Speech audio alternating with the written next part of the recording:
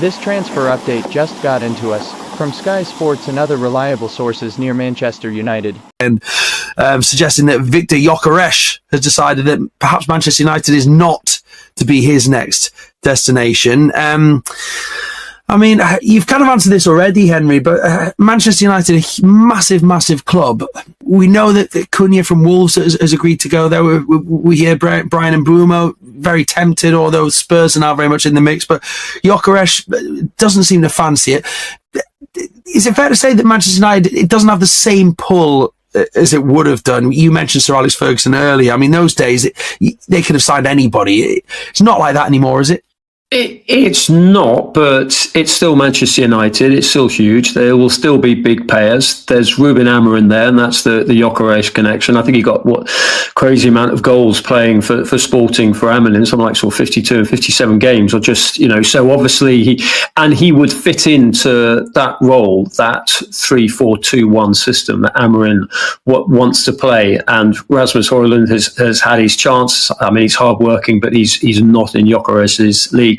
The dynamic here is obviously with Arsenal, and Arsenal are pursuing Šeško, and if Gyökeres is their second choice, I mean it's difficult to compare the two because Šeško is 22, he's not as prolific. They're playing in a more difficult league than Gyökeres, but I think both of those two will be playing in England next season. It's just working out where. But Gyökeres, I really like. I think he's just prolific. He's a hard worker. He understands the physicality and the need for pressing and the work ethic of the English game, having played over here.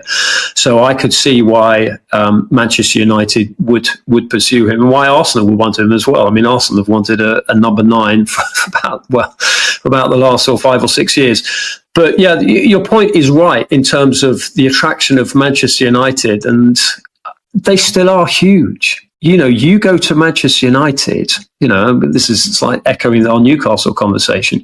You go and stand outside the mega store on a rainy Wednesday afternoon without a match for ages, and it is busy. There are people from all over the world. Manchester United are still a big draw, and they will still be for players. Their problem, of course, is that they're not in the Champions League, and someone like Gyökeres, like Šeško and others will want to play in that. But I think Matheus Cunha, getting that in, a player of that quality, an serious player in early, sets the tone, and others will see that. But of course, we all know the issue at Manchester United. They've got to get rid of about 6 or 7 players out and then sort of 5 or 6 in.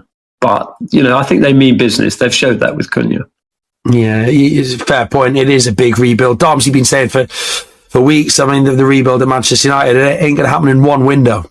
Yeah, I mean, before this window opened, I think that was the narrative. And it's clear, I mean, given what Henry's just said there, the number of players that they need to bring in and the number of players that need to ship out, it's probably impossible to do it in one transfer window.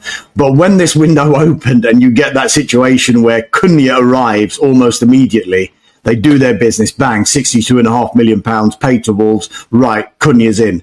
Mbeumo, the feeling is that he's leaning towards United, even though Tottenham Hotspur are interested as well. And suddenly the United fans are thinking,